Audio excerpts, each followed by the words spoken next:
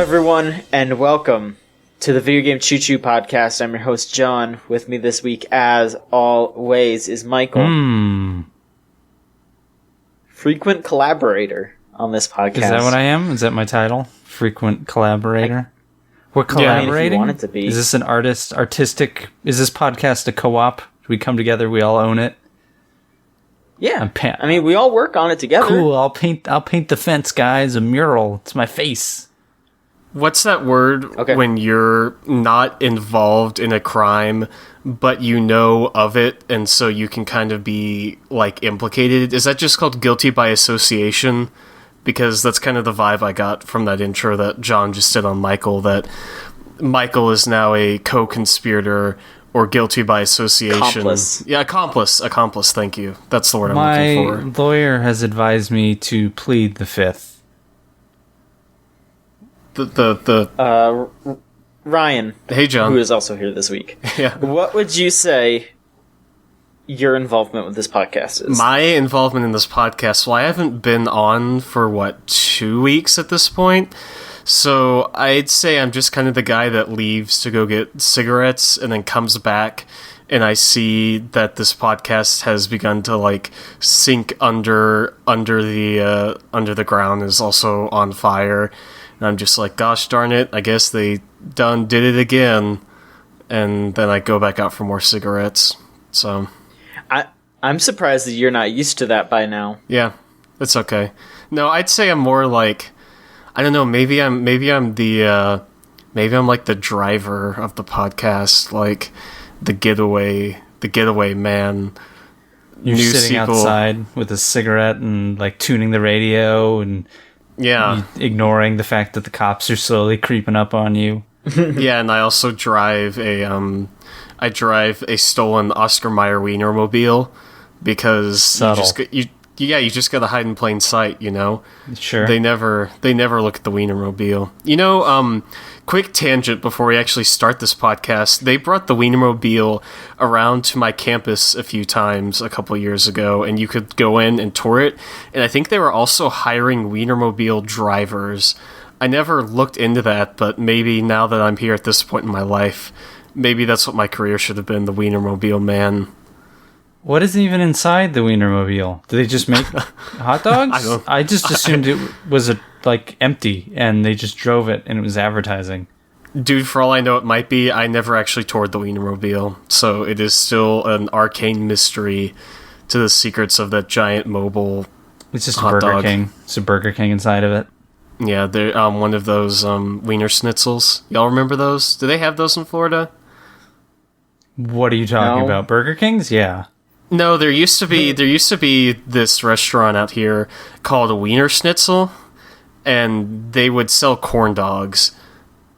And I don't think it's been around since I was like 12 years old. So I don't know. I've never heard of that. Wiener Schnitzel. Mm-mm. Wiener Schnitzel. Wiener Schnitzel. Wiener Schnitzel. They had an anthropomorphic corn dog as their mascot. Anyway, John, by all means, yeah. Please continue. Yeah, please. I mean, I'm supposed to be the driver here, and I do a real bad job of it every week. So, how about I take the reins for once, and I turn us onto the highway of fun. Ooh. Folks, let's talk about what's been going on over the past week, shall we? We shall. Sure. I don't know. Thank you. God, you know, sometimes hosting this podcast is like herding cats. You know that, right? Yeah. Sometimes dealing with you motherfuckers... No. Yeah, But there's two kidding, of us. It's okay. Like, we're not even a herd. I count It's for two like... cats. I count for at least like 3 cats. I mean, come on, my dude. I'm just joking around. I love doing this every week. This is the highlight of my week. This is the highlight of my life. I love working with you, and I mean that from the bottom of my heart. It's like a corn dog herding cats. And we just eat you alive. He's an anthropomorphic corn dog herding cats. Okay, quick question about the corn dog, the anthropomorphic corn dog. The Wiener Schnitzel mascot. Yeah, let me look it up on my phone just to make sure I didn't hallucinate this whole thing. I need to know one thing about this mascot. Uh-huh. It's anthropomorphic. Shit, apparently there's still one open in Austin. That sucks. Oh my god. Field trip. Yeah. I need to know one thing. Uh-huh. It's anthropomorphic, so it has eyeballs and arms and legs, correct? Give me a hot second. I'm Googling Wiener Schnitzel mascot. Yeah. Oh, okay. Apparently I was incorrect. You know that Tumblr meme where it's got the anthropomorphic hot dog with the sunglasses?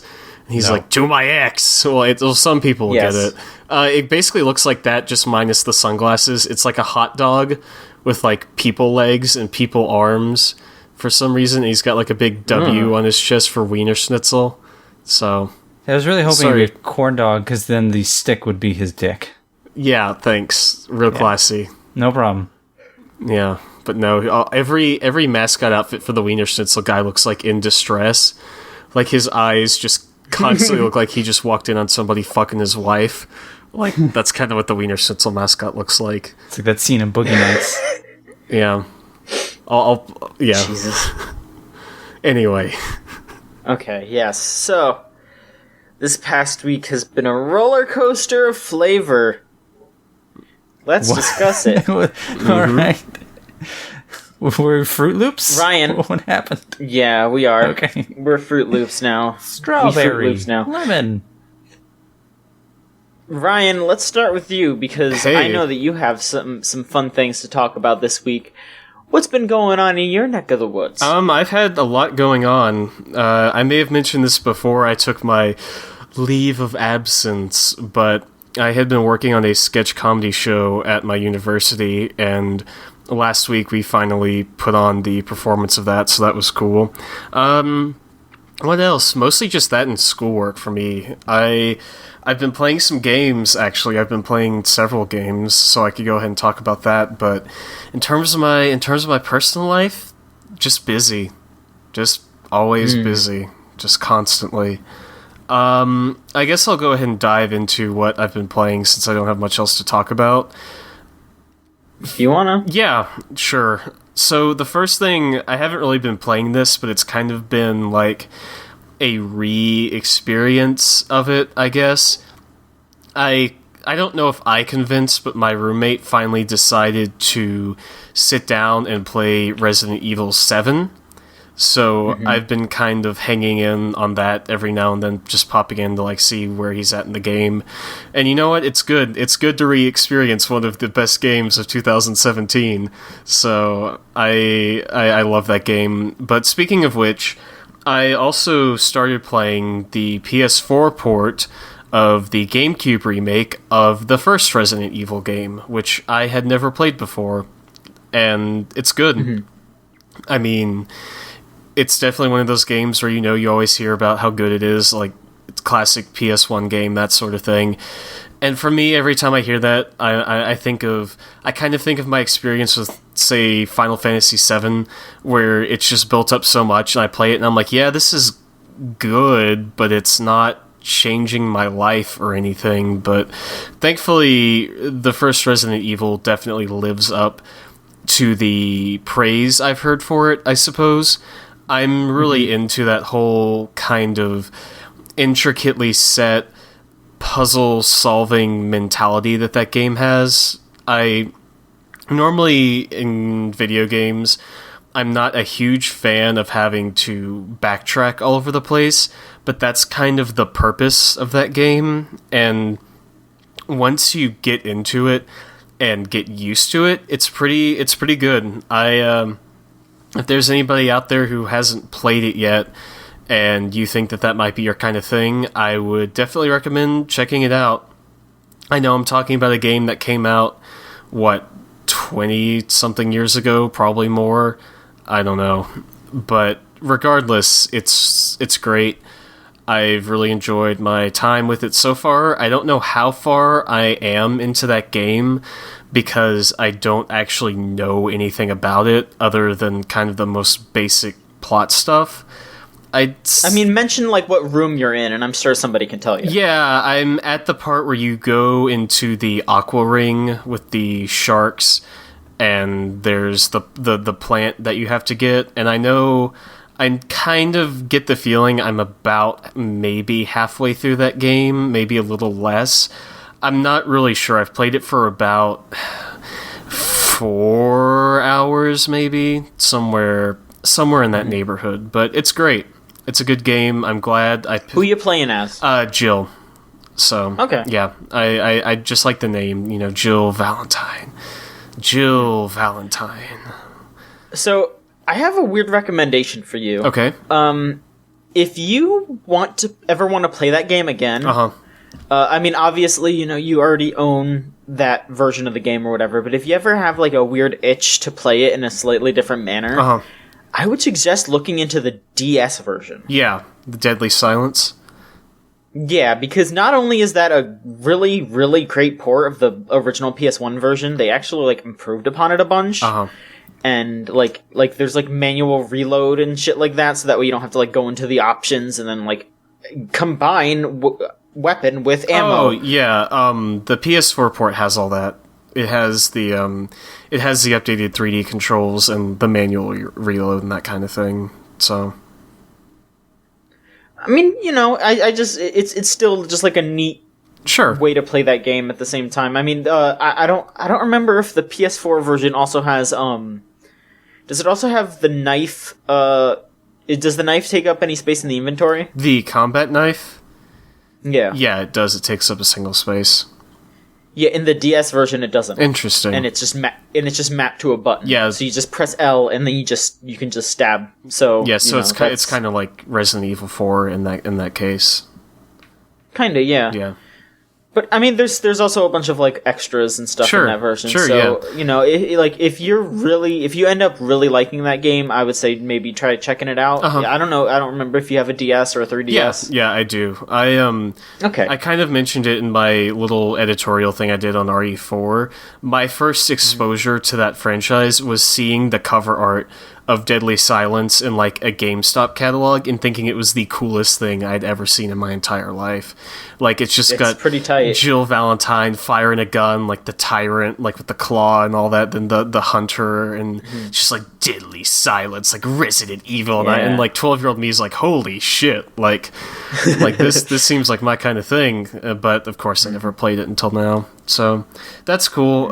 That's a good game. Like I said, I'm not saying anything new about it that hasn't already been said, but I am really enjoying it. The second game that I've actually been sitting down hands-on playing has been the recently released indie platformer adventure title, Night in the Woods, which, John, I know you played a little bit of at E3 last year. Played a little bit of it, and I really liked it, so I'm very interested to hear your opinions. Yeah, so... This isn't like when I came on the podcast after I played Resident Evil 7 and I had played so much of it that I had a super cohesive opinion. I've played about 3.5 hours of that game so far, and so far I'm really enjoying it. It's a really well designed game. I think the sound design is amazing. Like, part of that game is you can jump up on telephone poles and walk across them, and when you do, it plays like violin strings, like somebody like plucking them and that kind of thing. All the car noises are made by people just like making car noises with their mouth, and it's all really charming, with the sound design and the graphics kind of mixed together, like that very storybook kind of feeling to it. I will say that as much as they kind of set up the platforming part of the gameplay, it's really not a huge part of that game, because so much of it is more narrative-based, I guess. A lot of it's just kind of walking around and talking to people.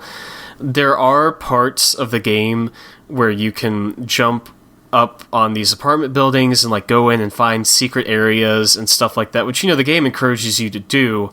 But, there's never a part of it where it's like, hey, you have to platform to get like 16 coins, which unlocks the, such and such. Like, there's never really anything like that. There are some pretty cool dream sequences that do a little bit more of the platforming.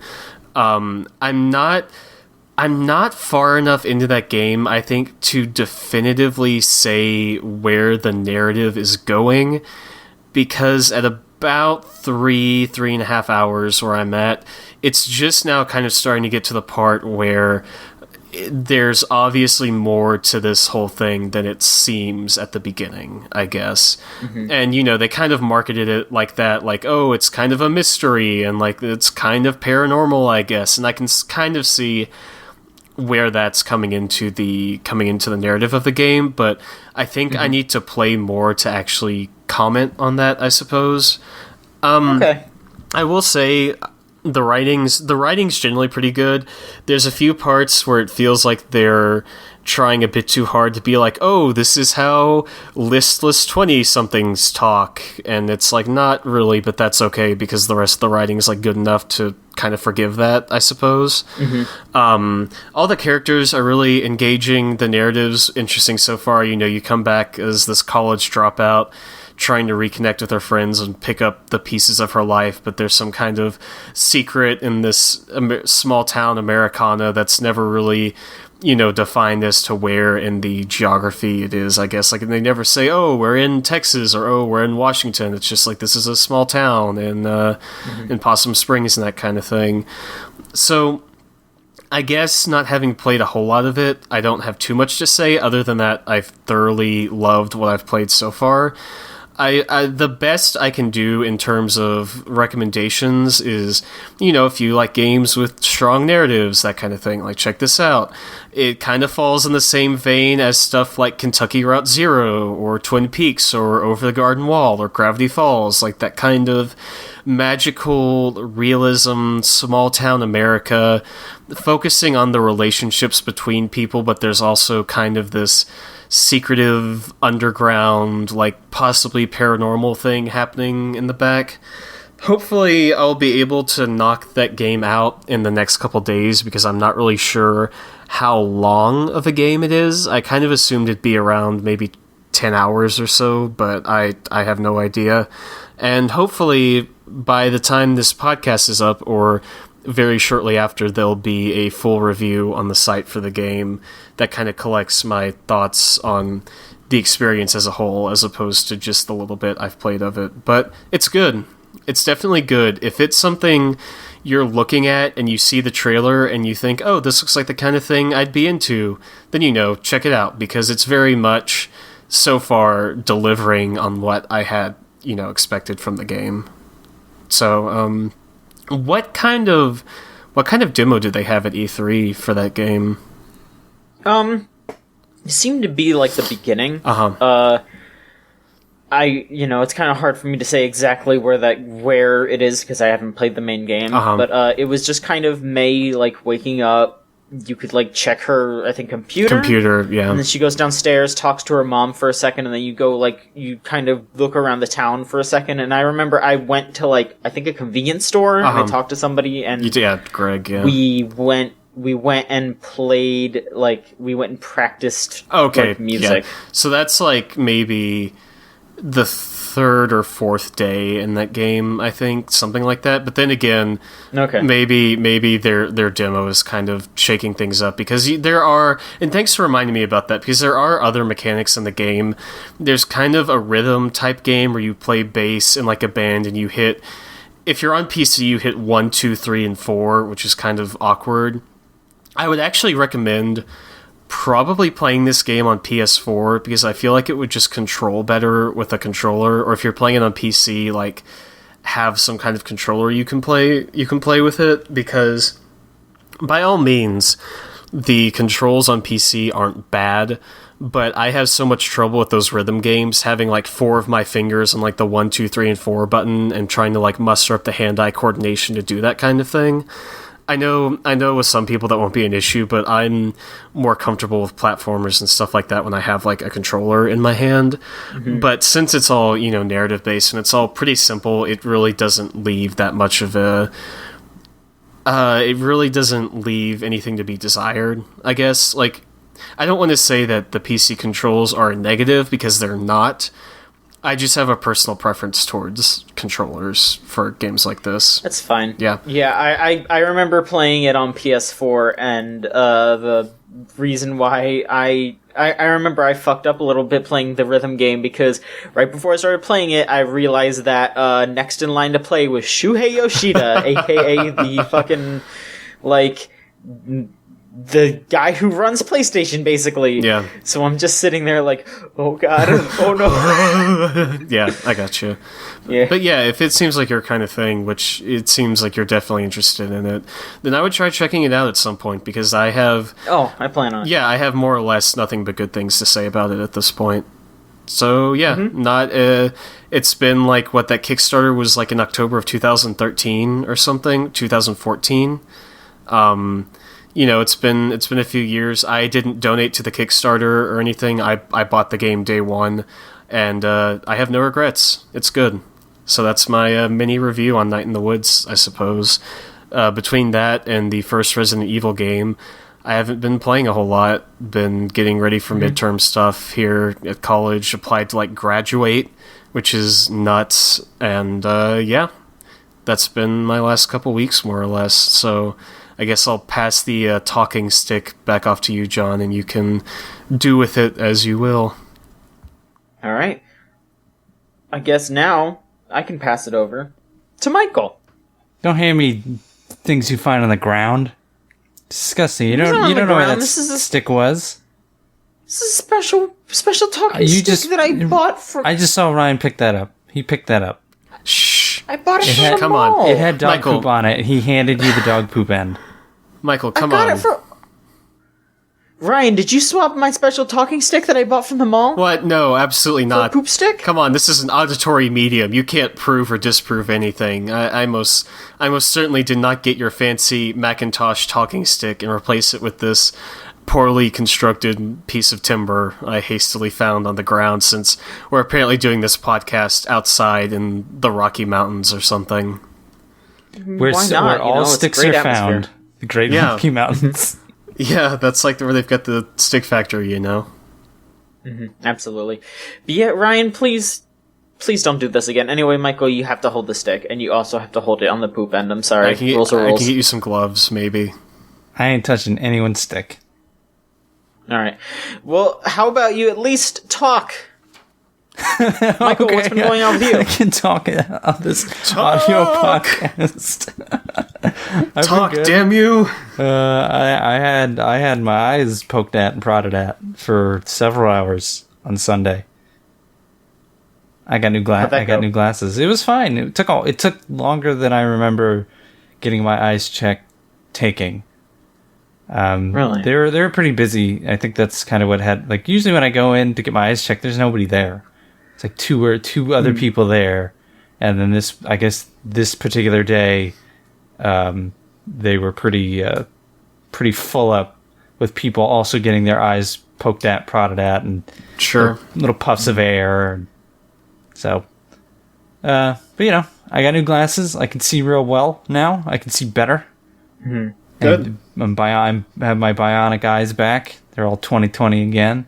Finally. And I'll actually be getting like prescription sunglasses, which is kind of crazy. Oh, are they like transition lenses, or are they just straight up No, sunglasses? they're straight up. I do not like transition lenses. I don't blame you. When I was younger, I remember. I want to say this was in high school. Some kid got transition lenses, and I just had regular glasses. And whenever I would see that kid, his glasses were never fully like transitioned one way or the other. Yeah. So like he'd be in a bright room and they would be slightly tinted, and they just didn't look good. And then even when outside they weren't like fully tinted, you could still see his eyes. It was like, these suck. These aren't transitioning. So I've never been a fan of those. I don't know. I've never seen them work well, but I bet if they work well, you don't even notice. So I am one of those people who has transition lenses, I've never noticed. and they do work fine. Okay. Yeah, exactly. You end up not really noticing after a while, and But also, they work fine. I wanted sunglasses. So, Yeah. Sure. I don't blame you. you know, I've been wearing glasses since like 13, so I've never really been able to wear normal ass sunglasses. So I want me some shades. Hell yeah. Yeah. So those haven't come yet. Those take like an extra week or so. So Sure. I'm just wearing my normal specs. That's what we call them. Us Four Eyes is called specs. the cool people who have glasses for normal people use their eyeballs only. Yeah. Wow, great bit, y'all. Yeah, thanks. That's about it. The glasses are like bigger, so it's actually kind of strange. Because there's more lens, so things it's actually just taking longer to adjust than I thought it would. Mm-hmm. But glasses.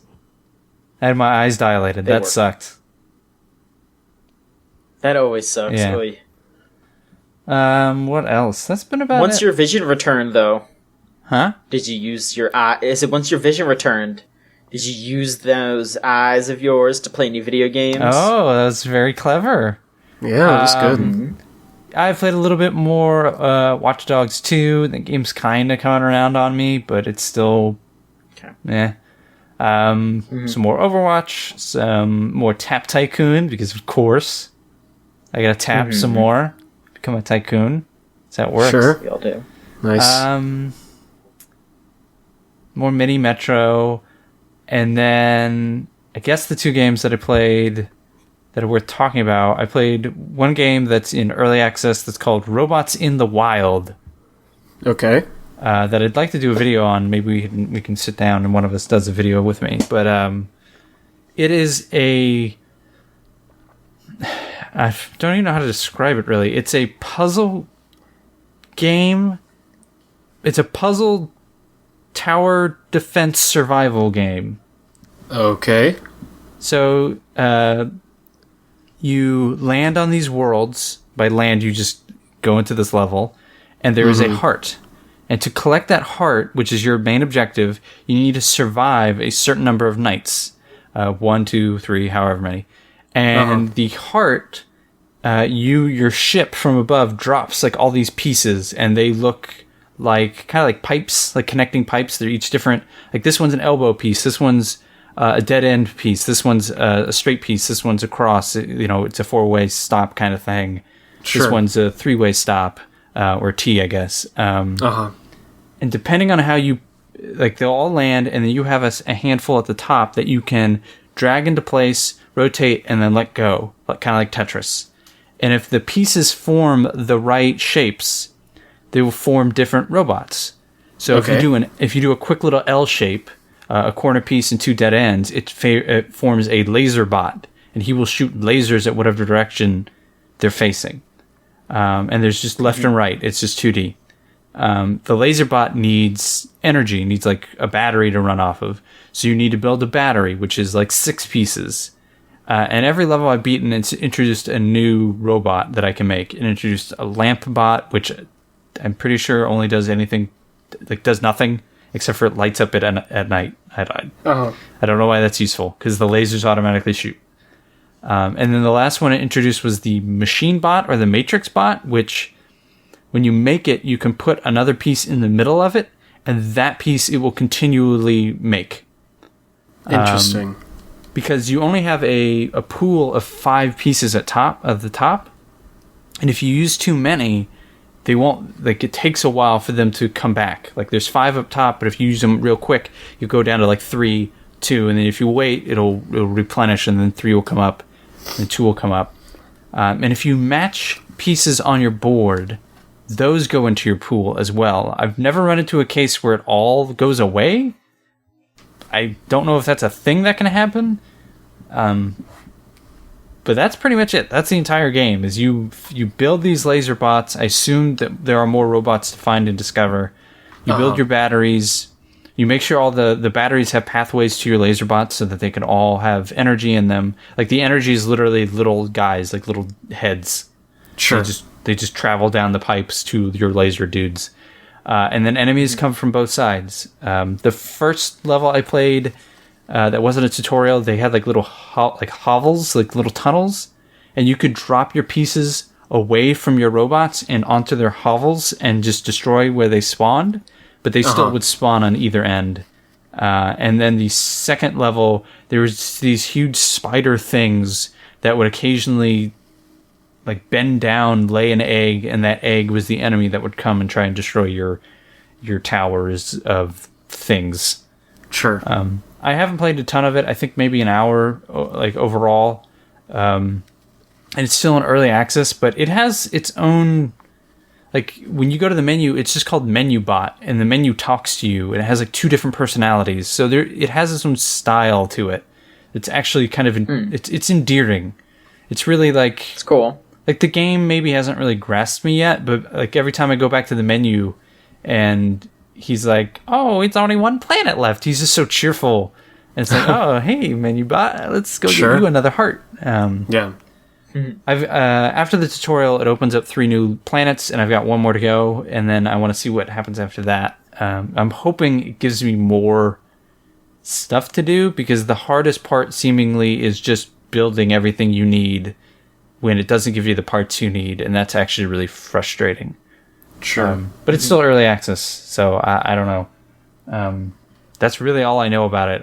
I grabbed the key, and I probably should have read the email some more. I just thought it looked really neat, and yeah, that game's actually. I hope they really build that into something, or it opens up some more, because I like what I played so far. That's good. And the other game I just started playing today, because the open beta started today, and I think ends like a day or 2 after this podcast goes up. So hopefully you already have it downloaded, because it's nearly 30 gigabytes of Ghost Recon Wildlands. Yeehaw. Yeah. We did play that game at E3, and I don't know like what you thought of it there, John, but I came out pretty like neutral on that game. Yeah, I was I saw some potential, but it was one of those things where the demo that they gave was very handholdy. Like they were we were playing with a representative. It was myself, Michael, and I think Austin. And like it was a 4-person group, and the 4th person was just like the presenter, and she was just like saying, "Now you go here, no you go here." We had to do exactly what she was telling us, and it was like, you know, I wanted to see if there was more to it, but at the same time, we like physically couldn't. Yeah. Like I remember, like, am I misremembering this, or did she ever get like a little disappointed in us when one of us, I think probably me, was like sitting there like not doing exactly what she was telling us and stuff. I think she was probably trying to get through the demo.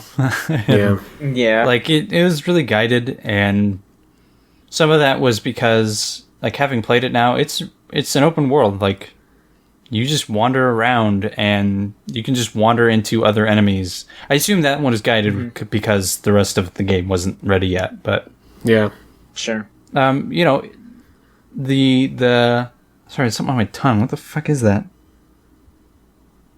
Okay, I don't know what that was. Great, it's gone now. Yeah. Okay. So this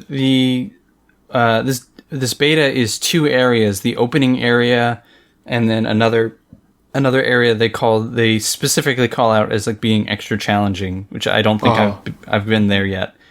You're in Bolivia. You're trying to take down this drug cartel that has essentially taken over everything and holds the government hostage while it spreads drugs up to the United States. And parts of this reminds me of that Lord of the Rings game that came out a couple years ago. What was that called? Where you were taking down Shadow of Mordor. Yeah.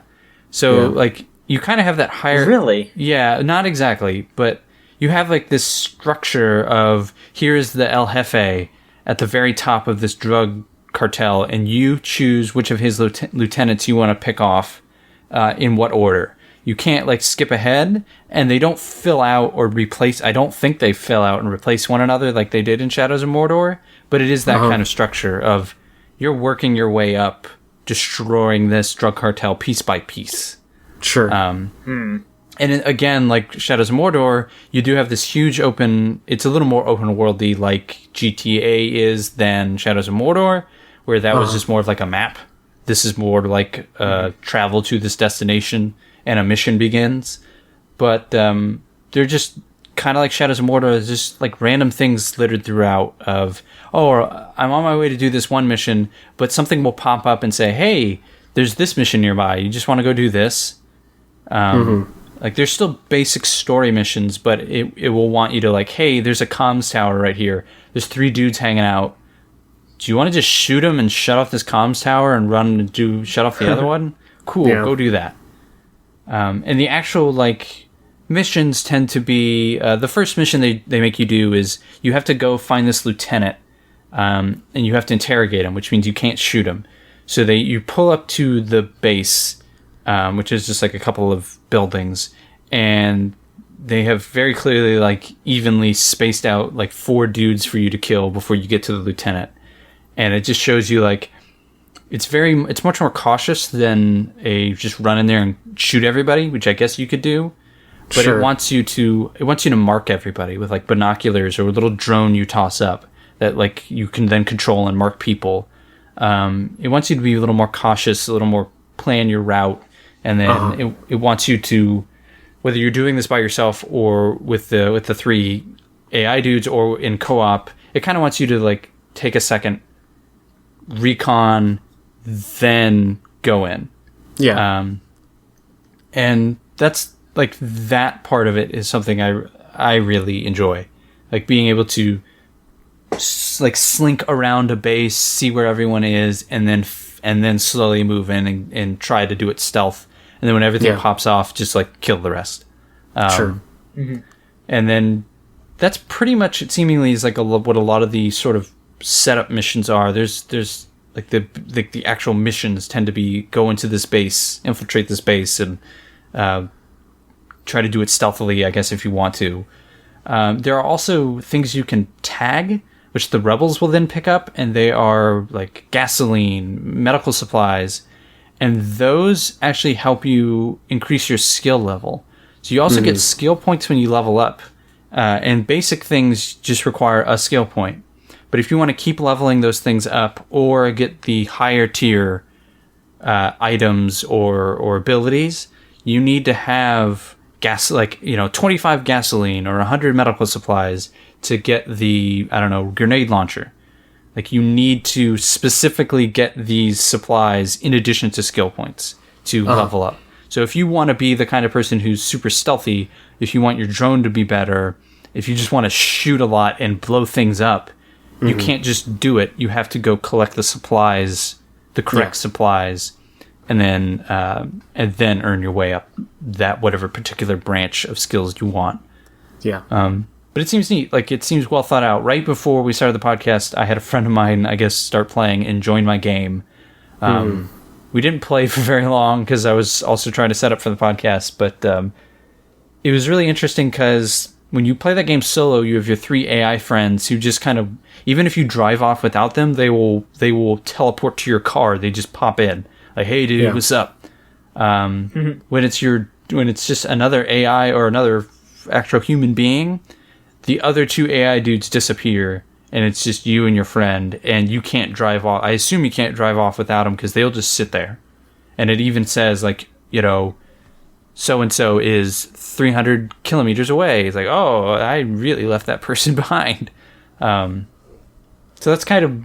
I don't know if he could just run off and do missions, and I do missions by ourselves. Mm-hmm. Like, I guess I should experiment with that stuff more, but that game seems neater than I thought it would be. I thought it would be a lot more running and gunning and a lot more like their previous Tom Clancy entries from last year, where it's a little more MMO-ish. This seems more like a co-op stealth shooter, which is kind of amazing in an open world. Mm-hmm. Yeah, it's kind of cool. I'm just a lot more conceptually even. Yeah. I'm a lot more interested in it than I thought it would be. Sure. And that's it. I'm waiting on Horizon. Okay. It's Tuesday, man. Mm-hmm. That's what I was just trying not to think about Horizon. Because it's coming. Yeah. Alright. Well, I didn't play anything too substantial. I did get into I've been playing the same stuff mostly, but I got into a beta for Disc Jam. Oh, right. I downloaded that, but I haven't played it. Yeah, maybe don't worry about it.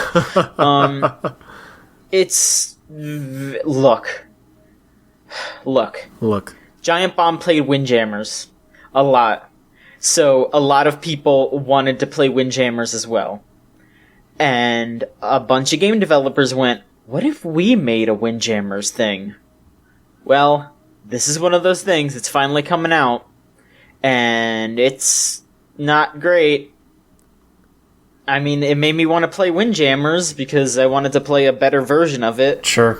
I don't know, it's not like the worst thing in the world. It works, but the entire time I was playing it, I was just like, like actual Windjammers is faster than this, and instead of like original Windjammers is like a bird's eye view. It shows the entire stage. It shows you and your opponent on pretty much equal footing. Disc Jam is not over the shoulder, but it is a third person view behind your character. So you can see your opponent, but they're like way further away. I mean, makes it a little. That's like most tennis games, though. Yeah, but at the same time, it just when you're trying something like Windjammers, where it's a lot faster, and there aren't those tennis helpful there aren't when you play a tennis game, there's usually like a trail behind the ball, or it at least shows the shadow of the ball or something like that. Sure. Yeah. In Disc Jam, there isn't really anything like that, which can be a little tricky, especially if you're trying to do things like if someone's doing like a lob, where instead of just like flinging the disc, they're trying to throw it up and over like a basketball or something. You can't really. It's harder for you to like really get a good feel on where it's landing from that angle. Like you can do that in Windjammers, but they do a pretty good job of showing where it's going to land, and they give you a chance to recover. But like if you have ever seen Windjammers before, it controls pretty much the same. It's just the camera is different, and it's ugly. It's real ugly. Like really? I hate the character design. Like it's like I don't know. There's like 4 characters, and they're just so weird. Like I don't know. The one that is just like burnt into my memory is like it's the first character that they show you when you like open up the game, and it's this fucking like it looks like something that like Rob Liefeld drew. Like this dude. Like it's so bad. And like the other there's a character that's just like supposed to be like some hick or something. Like he's just like weehaw kind of shit. Like it's so bland and ugly, and they have like unlockable costumes and stuff that you get from like a pachinko machine kind of thing, but not pachinko, gachapon.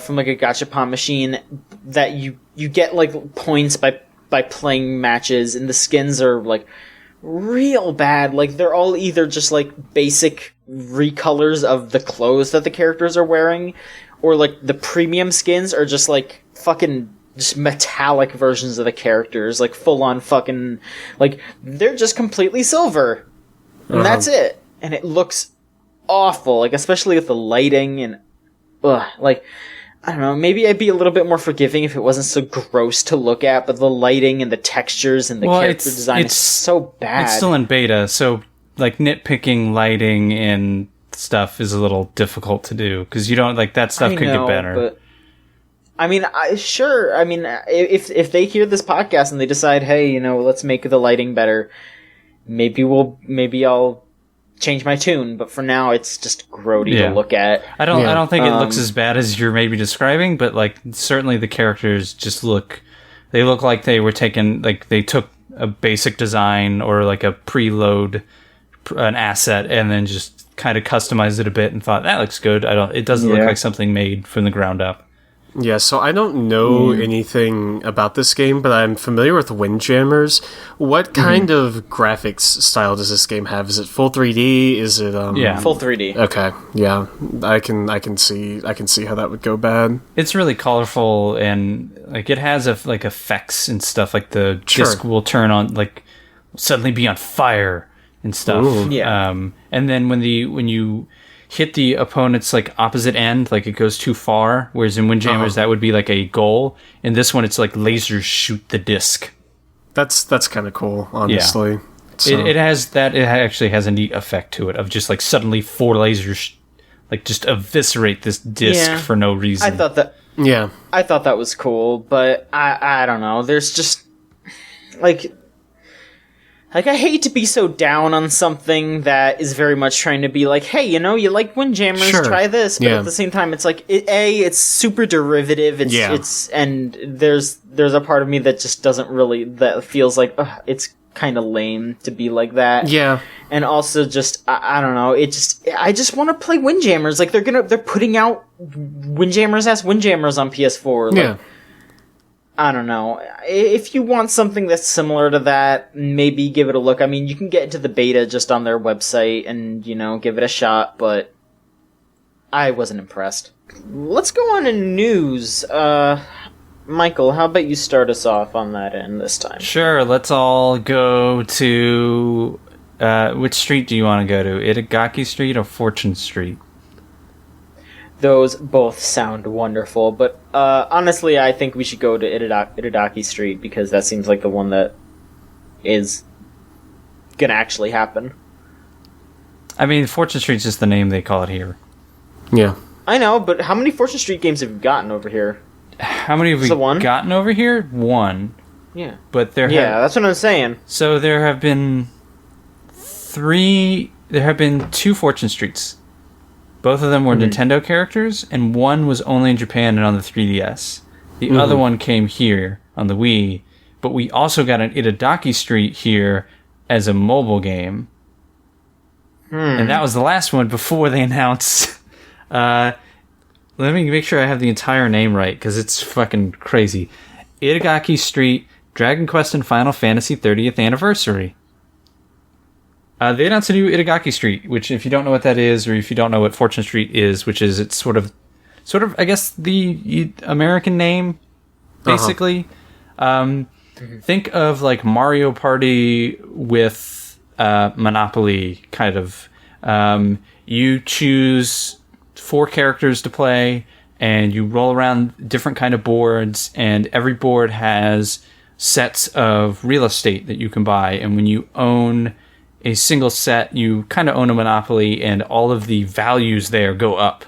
So think of it as like you own Boardwalk, but once you own Park Place, all the rent people pay there goes up, just because you own both of them. In addition to that, you can own stock in any area. So let's say, Ryan, you own Boardwalk and Park Place, but I do? Yes, congratulations. You know how to play Monopoly. You got the expensive one. John and I haggled over Baltic Avenue, but I ended up with it. And he owns all the utilities. So let's say you own Boardwalk and Park Place. I can buy stock in Boardwalk and Park Place, and every time you earn your money, I get a taste. And then the stock can go up and down. It can affect rent prices, purchase prices, all kinds of stuff. It's kind of complicated, but it's also really easy to play. It's a little whimsical, but a lot like Mario Party, it can take a long time to play. I played a ton of Fortune Street because that game has a lot to unlock. You unlock like different characters. They have AI routines, so you can... What we would do is, when none of us were near the game, because we'd always want to play against each other, when none of us were near the game, we would just pick the best AI versus the 3 worst. And that's how we earned new ones, better AIs, that would do even better, that would unlock more levels that we could play together. Nice. So in the past, it's mainly been Dragon Quest characters, and then Fortune Street had Nintendo characters, and they announced a new one that will come out this year for PS4 and PS Vita in Japan, and it will correlate with Dragon Quest and Final Fantasy's 30th anniversaries, both of which are this year. And they will feature characters from both franchises, like Noctis, Cloud, Dragon Quest characters, none of whose names I know. I assume Slime is in it. And that cat thing. I would hope so. Platypunk. Assume Platypunk's in it. They'll have maps from both Final Fantasy and Dragon Quest. They mentioned airships, but they didn't specifically mention an airship map. Okay. I don't remember there being, like, deep mechanics to the levels, like there is in some Mario parties, where, like, the level shifts or something. Sometimes that would happen in Fortune Street, but nothing too crazy. Like, there might be, a little loop you can go on, off to one side on a board, but for the most part, they were pretty straightforward. But in addition to all that, all the characters are fully voiced. I don't know what that means in a board game sense, but they're fully voiced. They will interact with one another. So I guess if you choose the right two characters, they will speak when they pass by one another. Mm-hmm. And then there's a museum mode. So you'll earn currency as you play the game, and then you'll use that currency to unlock scenes from the games, like Dragon Quest and Final Fantasy. Scenes from like 2D ass Final Fantasy games. Sure. And the character will pop up and comment on the scene that you're watching. It sounds batshit insane. I don't know why you would want that, but you never know. You can watch. I guess you can watch Eris die and watch Cloud go, "This is the saddest day of my life." Anyways, let's go back to buying stock. Yeah.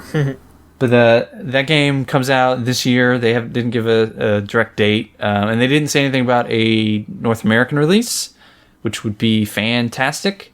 It would be the only non-Nintendo, like the Fortune Street one was published by Nintendo, and the others I think are just published by Square. But they're usually on Sony platforms. But thankfully, Sony platforms are not region locked. So if they never put it out here, maybe I can just import a disc or download it on a Japanese account I make, and probably open up a fan translation. I don't know if I'm that desperate for an Itadaki Street when I can just go buy the Wii Fortune Street for $20. But yeah, there's a new Itadaki Street, and that makes me way happier than it should. Cool. Yeah, I'm glad you're happy, Michael. It's good. Yeah, those games, I don't know why I enjoy them. They're complicated and oftentimes boring, but they're really good with like a couple of friends just hanging out. They're really good. Yeah. Mm-hmm. All right. Thank you for sharing. Let's hope it gets localized. Mm-hmm. They've been localizing a lot of Dragon Quest stuff recently, so I wouldn't be too surprised. Especially, like, it has Noctis in it, so... Yeah, it's true. got a bunch of Final Fantasy stuff, and that stuff comes here, so maybe? Hopefully? Yeah. Ryan, how about you? How about me, John? Is it time for me to do the news?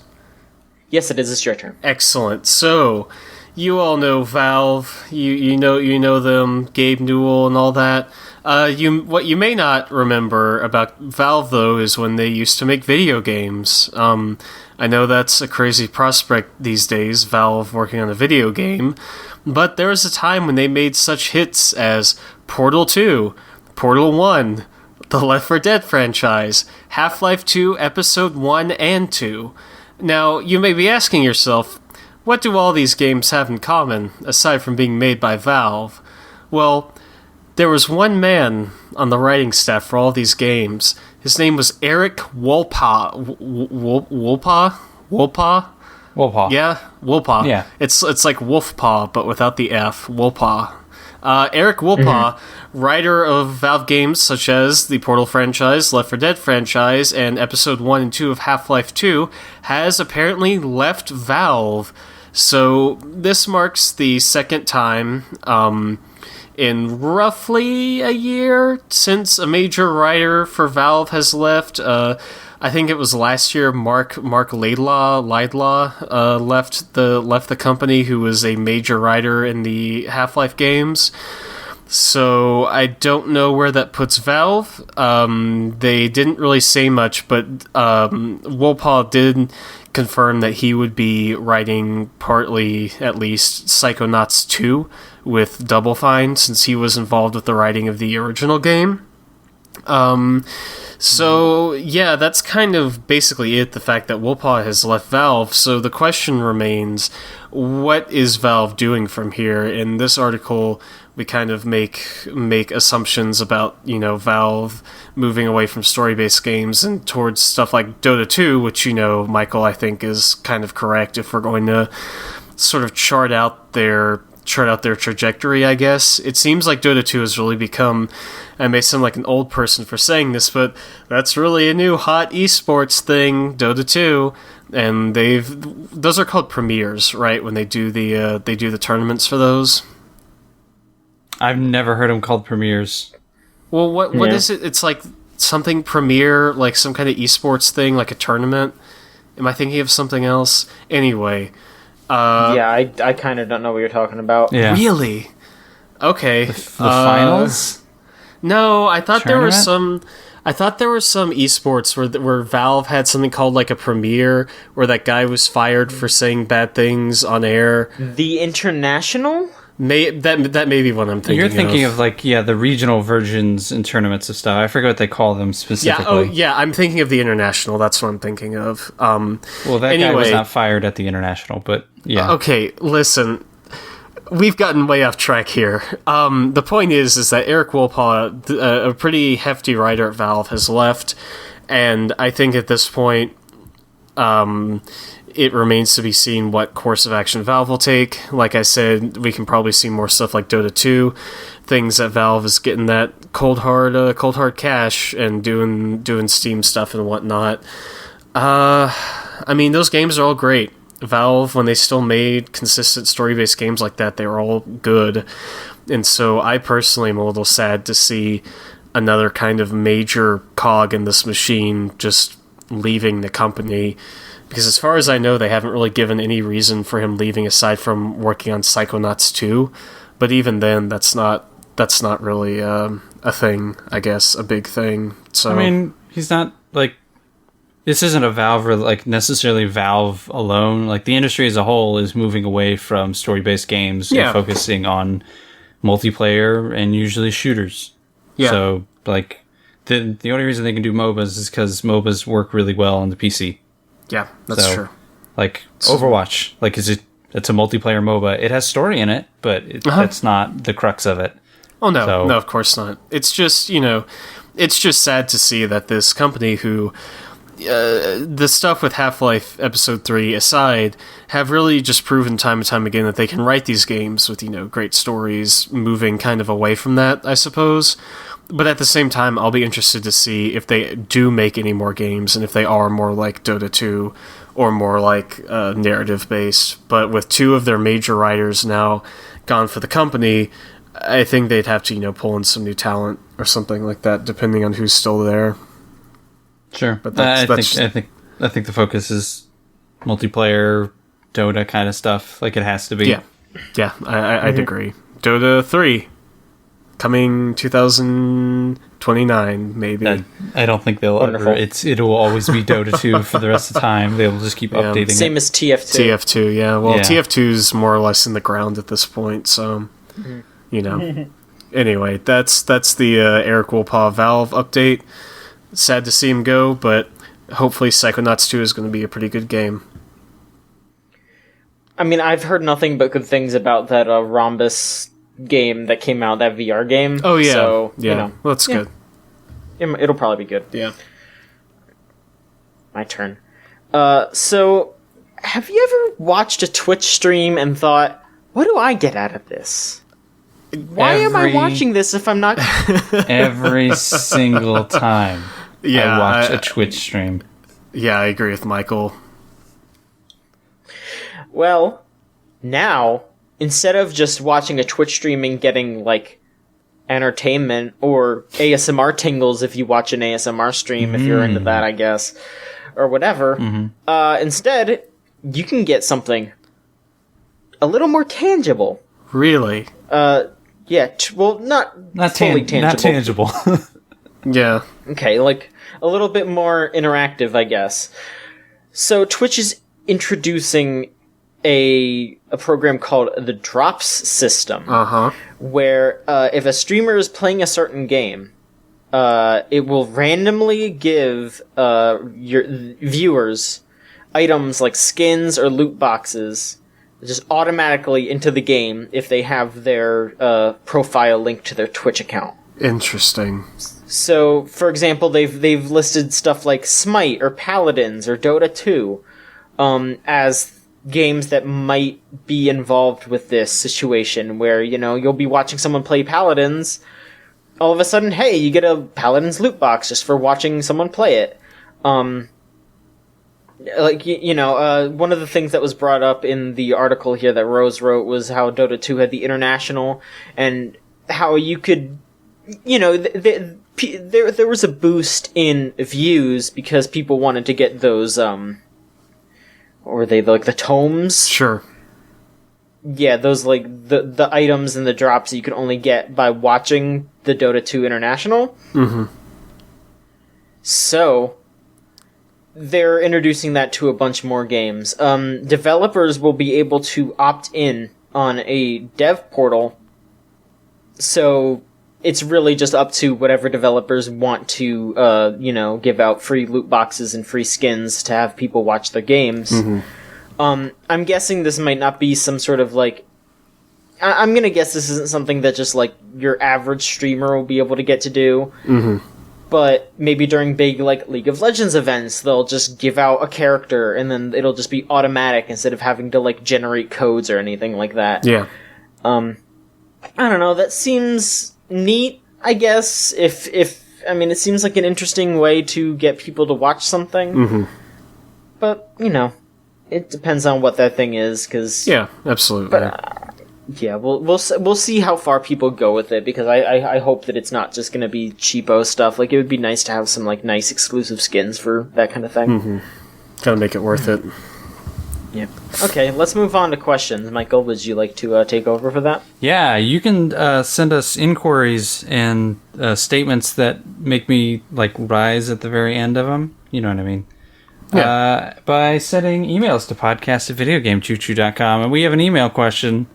Comes in from Adam. Okay. And the subject line just says Jeopardy themed podcast question. I will read the entire question. Here we go. Please do. Okay. Sometimes when I see something vaguely related to video games, I send it into big video game sites tip line. For example, on Jeopardy there were contestants literally named Laura Croft and Vidya on separate days. Or like when there are clue categories, Manic Pixie Dream Girls about video game women. Am I wasting some poor game journalist's time with my antics, or am I justified in sending in these into the tip line? What is the appropriate venue for silly video game related topics that don't get any attention elsewhere? Oh my god. You're not wasting someone's time. They're just looking at it and deleting it. Depending on the site, though. I'm sure some will go hunt it down. I do wonder, like, this kind of sounds like a Yahoo Answers kind of thing. Like, am I wasting their time by doing this? No, but like at the same time, the guy who's reading that, or the girl or whoever is reading that, is probably going like, I okay, and just shrugs his shoulders and moves on. Yeah, it's not the kind of tip that they're maybe hoping for. Yeah, unless look, but some sites fucking will look at that and go, gold. Yeah. I mean, it's silly, and sometimes people have slow news days. So sometimes people might be like, you know what, let's just write it up. It's a funny screenshot. Yeah, it's weird. It's funny. It's not harmful. Don't think that you're bothering anybody. No. Of course not. No. But at the same time, maybe don't be too worried that it's going to be a like full-fledged article written about that. Maybe, you know what? Maybe collect like a bunch of them and then just submit it and be like, here's 20 instances of weird video game references popping up on Jeopardy. Yeah. Make it more substantial, then maybe someone will run it. Is he writing a BuzzFeed article? Well, maybe. I mean... Okay. Yeah, maybe. Yeah. That's what that sounds like. Listen, if you... Yeah, I mean, why not? If you're going to get paid for it, you might as well. Sure.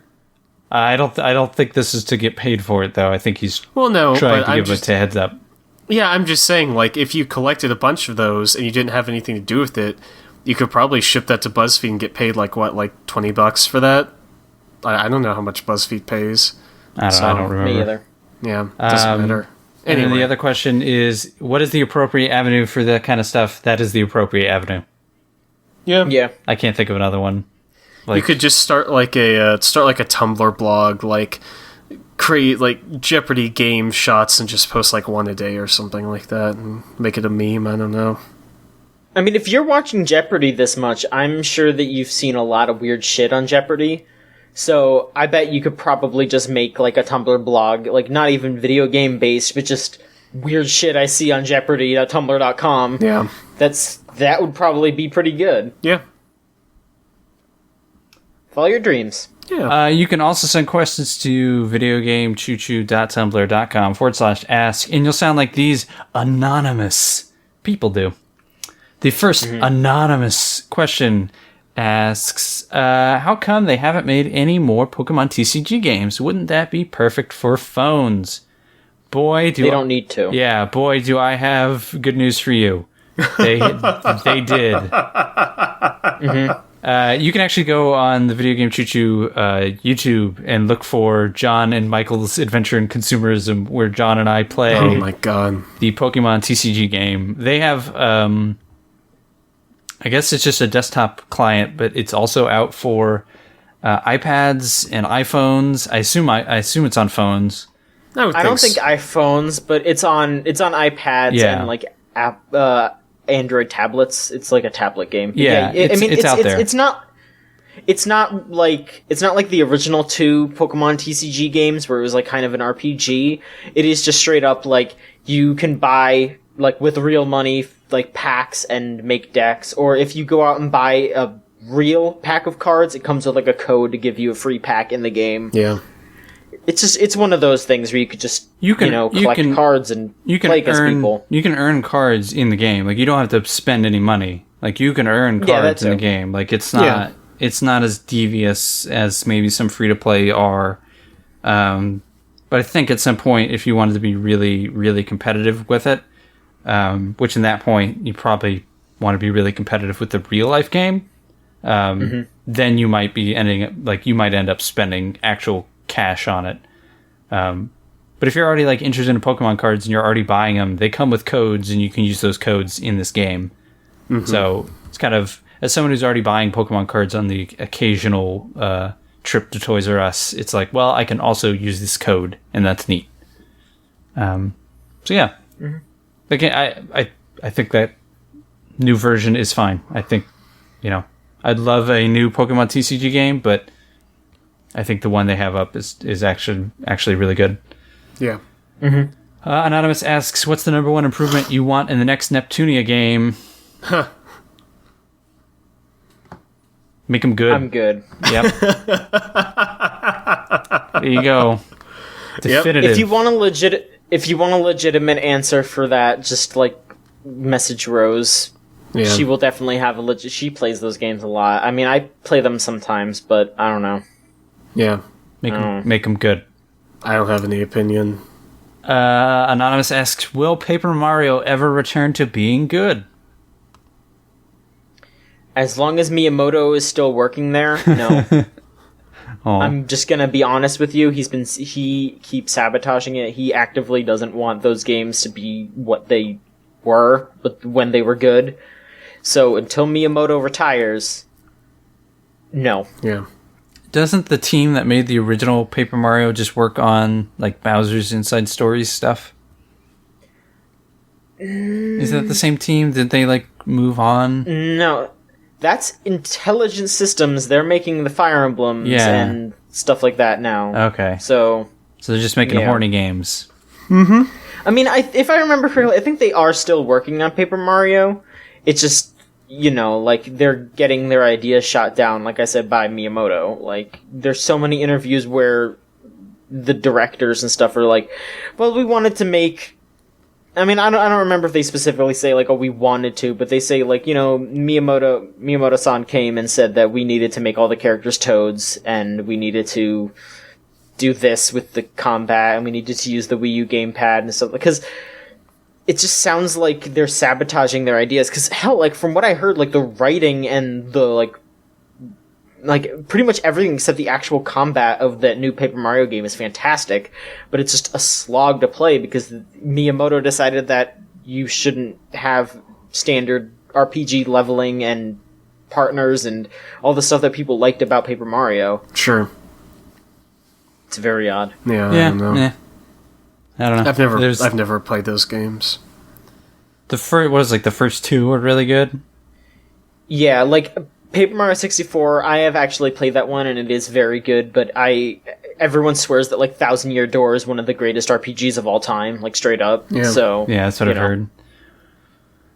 All right. Anonymous asks, are any of you taking the plunge on the Switch on day one? If so, how confident are you that Nintendo will have sufficient stocks? No. I still have my pre-order, but no, I don't have the money. From like the scuttlebutt around it, it sounds like it's probably a good idea to wait. Whatchamacallit, the store where you buy old games. What's that called? GameStop? No, in the Nintendo thing where you buy classic games. Virtual console. Virtual console. Thank you, GameStop. Yeah, the virtual console won't be like available day one. The day one update hasn't gone out yet, but there's like kind of just slight reports in the press of like some Joy-Con desyncing, and nobody can really look at a lot of the things the console does because a lot of consoles don't like activate anything until day one, so you can't really fiddle with all of its features just yet. Mm-hmm. A lot of the things that are on the menu, like the eShop, isn't up yet. It'll be up day one, but it's not up yet, so you can't really look at that stuff. And you can't look at account stuff yet. So, yeah, I don't know. If you really want to play Zelda and you don't own a Wii U, and you're just kind of confident in the Switch and it looks interesting, it's worth buying, I think.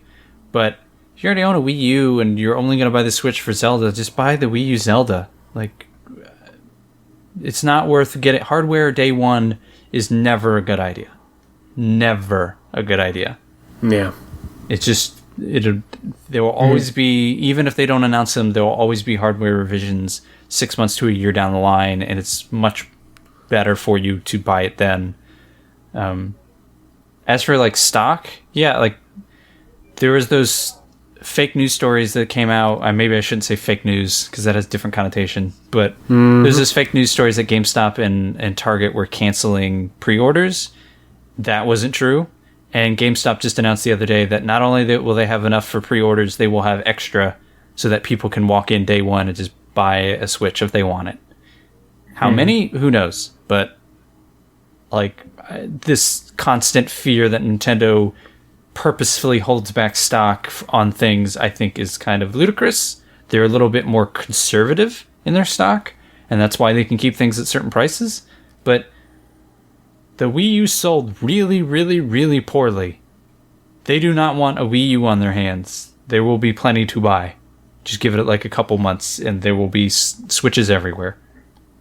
So, yeah, like I feel like they might hold back some stock for some things, or at the very least they don't realize how popular something's going to be, and then they end up underproducing it. Like that's probably what happened with the NES Classic. That is exactly what happens. There's no way they hold back stock because that's like, I don't know why you would do that.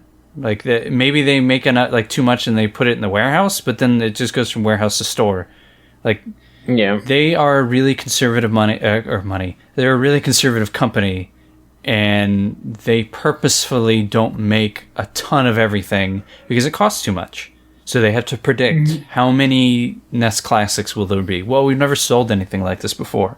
Well, all these companies have ordered this many because they're not sure, because it takes up shelf space. Like, it's not just Nintendo. There's this constant like assumption that Nintendo hates the consumer and really wants you desperate.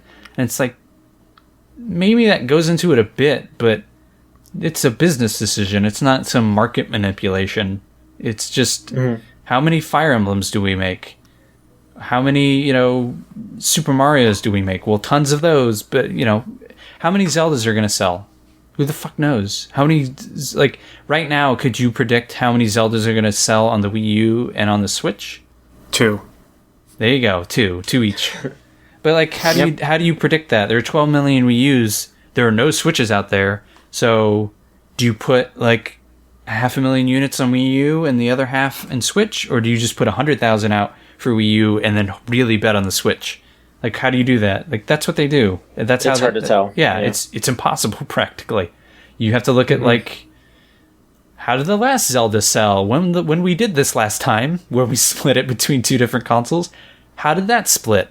Okay, well, there were more GameCubes than Wiis, but there are eventually more Wiis than GameCubes. How popular? It's fucking impossible. It's a shot in the dark. I mean that GameCube version became very rare after a while because they did sell less of those. And I mean, it did make sense because the Wii was a pretty much immediate success. So it makes sense. And I think it would make sense to, probably focus on the Switch version of Zelda, at least initially. Yeah. But, you're right. And I do think that, especially because Nintendo, just look at social media. You can tell that people are pretty rabid for the Switch. And I would not be surprised if they pay attention to that, and they do try to meet at least most of the demand. I don't think it's going to be Wii. You'll never meet most of the demand. It just won't happen. Of course, but like I said, I don't think it's going to be Wii level shortages where it's you're not going to be able to get one of these things until next Christmas. No, it'll never not happen. This coming. It's not going to be that bad, but it's. It might be a little tough for the first month or so, but I'm sure it'll even out. It's probably going to be about what you would expect from a new console at launch. Yeah.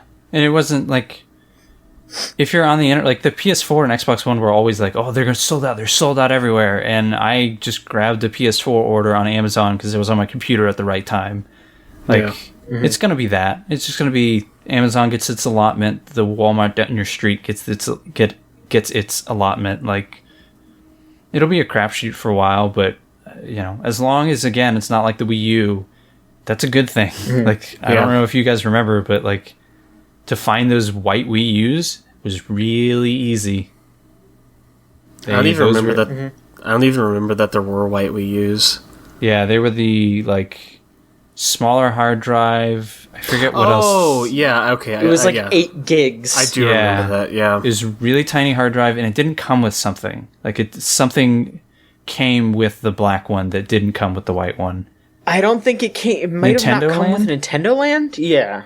I feel like it was something else. I think it didn't come with Nintendo Land. It was a charger or something. Something No. Why would you ever... I want to look this up. I think it was just it didn't come with Nintendo Land. Hold on. Nothing looking something up. Yeah, it was 8 gigabytes. Holy crap. Yeah. Jesus. Could you imagine Which that? is nothing. There are so many huge Wii U games. I take a piss and it's 8 gigabytes. Come on, Nintendo. Get an HD movie in my bladder here. Yeah, I've got the Lord of the Rings trilogy about to unload. 480p's, if you know what I mean. That's enough. Last question coming in from Anonymous. You can also send questions that sound like these anonymous people do, or like Adam did. You can be like an Adam. Do you want to be an Adam, or do you want to be an anonymous? Oh, that's like the new Goofus and Gallant. Yeah, if you want to be like Adam, you can send emails to podcast@videogamechoochoo.com, or if you want to be anonymous, a dirty anonymous, you go to videogamechoochoo.tumblr.com/ask, and you'll sound like this dirty anonymous who asks, sexiest sport Waluigi could play. Ooh. Every sport that Waluigi plays immediately becomes the sexiest possible sport. I feel like there are only 2 answers for this. The first one would probably be that Turkish oil wrestling type thing. And That's the specific. Well, you know what I'm talking about, though. No, 100%. Okay, well, good. And then the second one would be shirtless tug of war, but they tug the ropes using their mouths or something. I don't know. Fuck it. What? We need to end this podcast right now. Listen, if you can't make up a sexy sport on the spot, then I don't know what to tell you. All right. This podcast is the sexiest of sports. You want Waluigi on the Chooch podcast? No. Wow. Okay. No. Too There he late. is. Yeah. It's me, Waluigi. It's I'm volleyball. here He's to- wearing a really tight Speedo. I'm here to strip down and play volleyball. Wah! It's me. Right. Thank you, Waluigi. You're welcome. Wah! And thank you all for listening. We will have some reviews up. We're probably going to have a Neo review. Probably by the time you hear this, it'll be up.